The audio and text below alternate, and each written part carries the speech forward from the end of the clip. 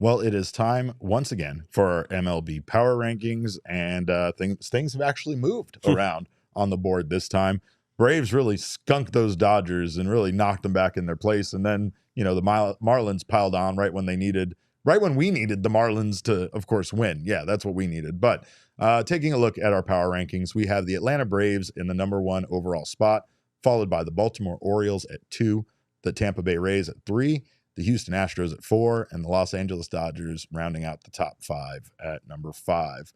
Then in the bottom half, we have the Mariners at 6, Phillies at 7, Cubs sneak back into the rankings at 8th, especially with the way they've been absolutely pummeling teams lately. Blue Jays there, 9th, and the Brewers make up the last of our power rankings there with the 10th spot. So let's discuss this, especially the Dodgers making such a huge drop from the 2nd spot there to 5th overall.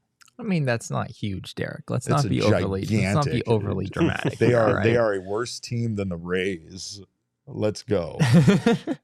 Yeah, I mean the Dodgers have won one baseball game since the Diamondbacks left LA. They lost 3 out of 4 to the Atlanta Braves. They lost the first 2. We broke them. Yeah, clearly it was the Diamondbacks doing. It was a very competitive series. Yeah, the Dodgers have lost the first 2 against the Marlins as well. Lance Lynn was tagged for 8 runs yesterday. He finally came back down to earth. He has very much come back down to earth. The home runs continue to be an issue. 7 earned runs in the game against the Braves. So this would be back-to-back pretty disastrous outings for him. Dead. Lance Lynn has given up 40 home runs this year. That is a heck of a lot of home runs for a starting pitcher to allow. That just continues to be an issue for him. And obviously, there's the Julio Urias situation happening right now. He's on administrative leave. You don't really know what the future holds there. Clayton Kershaw is pitching through a shoulder injury. His fastball averaged 88 miles an hour in his last start. I believe the Dodgers are continuing to just have him pitch through this because I don't think there's really anything they can do to help it in a huge way right now. So yeah, this rotation is not great. They're trying to get Walker Buehler back. They've got some young arms in the mix. Ryan Pepio and Bobby Miller are guys they're going to have to rely on.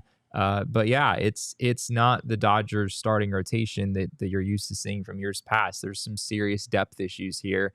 And I think a lot of people have questions about in a playoff series, is it going to really hold up against other teams in the playoffs? And I don't know if it will, frankly. I mean, I've always been, I've always been a guy who has respect for the Dodgers in the postseason, even though they've had some struggles there. They're a really good baseball team, but this year that rotation just doesn't really look like a playoff caliber rotation to me. On top of an organization that you kind of just referenced has not really they got 1 ring in the last however many years. Yeah, they're notorious for not being very good. Lived up to expectations. They win playoff games, but yeah, they have not gone all the way nearly as much. I mean, if you make the playoffs, we need someone else to take care of them. That's all. In the last 10 years, they've won regular season games. They just don't win that many playoff games. But yeah, I mean, again, right now, when you take a look at, like you said, their starting rotation and a lot of the issues they have, not to mention, having one of your starting pitchers have legal issues that obviously make him look very bad and seem like a very bad thing that he did. And it's not the first time he's been involved with something like this.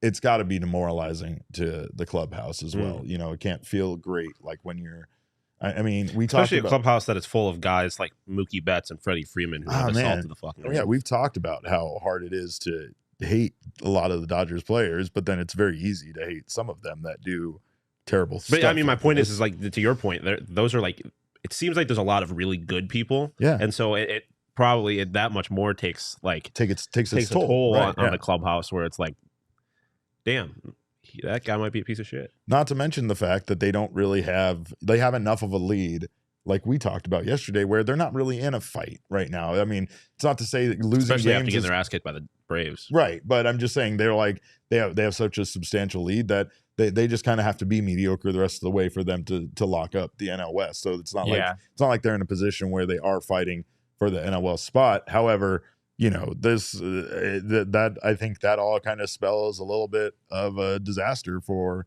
potentially their postseason, and it's a good thing for the Diamondbacks, obviously, if they run into those Dodgers.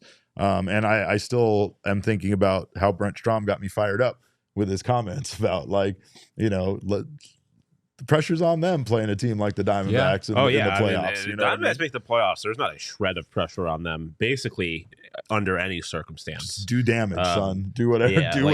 Do as much damage. Exactly. As you like, and if you lose the first two games of the wild card, then like, you still are out of schedule. So like, it's all house money in that regard. Yeah, that's true. At this point, the Braves don't seem like they're going to be denied, at least in the National League. Like, it doesn't seem like, especially like with everything we just talked about the Dodgers, but even if the Dodgers were the Dodgers, like the Braves right now, they seem inevitable. Yeah, they seem inevitable. Yeah. But in the AL side of things, very interesting. Yeah, obviously you have the Tampa Bay Rays and the Baltimore Orioles fighting for the top spot, which are in the AL East. Two teams that are not there. I mean, they're not the Astros. Or, like they're not teams that like you get to the postseason and they're like, that's an organization I trust. Mainly because the Orioles, it's been a while since you've seen them there, and then sure.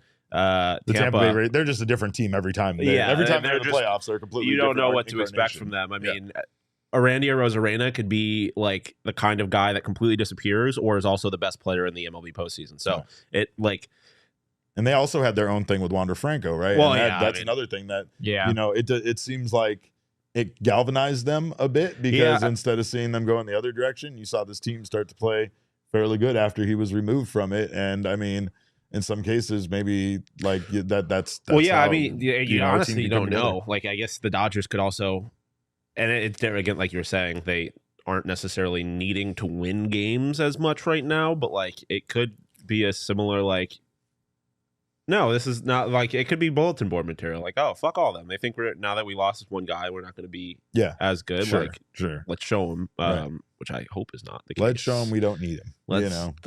I hope they do need him. Yeah. The AL is fascinating to me because I don't think there is like the one team in the AL that is like, when I look at them, like that's a World Series team is the Houston Astros, and who knows what's going to happen in the AL West. Yeah, that's a great point. The Mariners are obviously there to just kind of mess shit up.